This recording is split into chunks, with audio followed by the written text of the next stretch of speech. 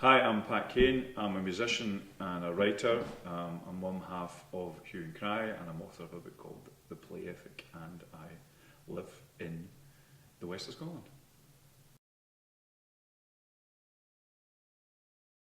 I mean, one of the things that I always love about the experience of going to the Scottish Parliament is going to the wall at the side, you know, where there are quotes from artists and writers and songwriters and cultural figures. And I think, you know, it's always been a great touch, you know, written right into the wall of the Parliament is the importance that culture played in bringing it about. And I was part of that movement in the 80s and 90s, and you know, that's part of my pride in the Parliament at the moment.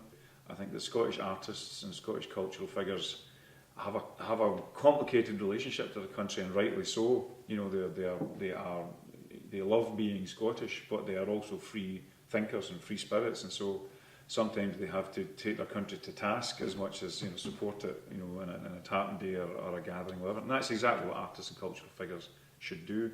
So I think the way that culture has operated in Scotland in the last 4 years of the SNP government, I think the most obvious example of how that's worked well is, I suppose, the National Theatre of Scotland. It's an incredibly innovative way that it's gone about its business. You know, it doesn't have a building, it's more like a network than an institution. And obviously Black Watch, you know, as a very important, you know, cultural meditation on the role of war and the role of soldiers and the role of military history in Scottish past, present and future, was a great moment in Scottish culture.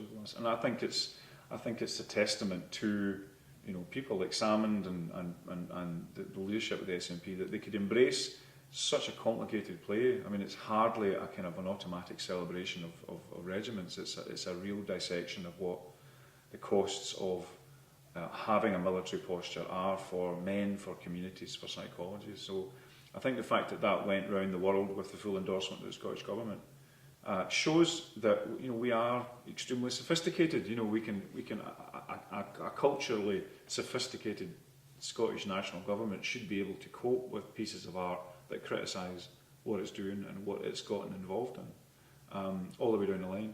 So I think that irreverence of Scottish culture, necessary irreverence of Scottish culture and Scottish arts, has not been quashed, you know, by an SNP government. I mean, far from it. I think maybe people have felt even more confident to be able to take their society to task, to push for higher standards, because, you know, they know that the country has a kind of a robust, ambitious government at the top. I think artists kind of flourish in a society that they feel they can properly tilt against because it can take it. And I think a confident Scotland generates lively arts, and I think that's generally been the record of the last 4 years.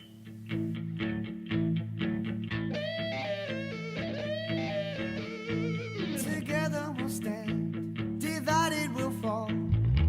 Come on now, people, let's get on the ball and work together. Come on, come on.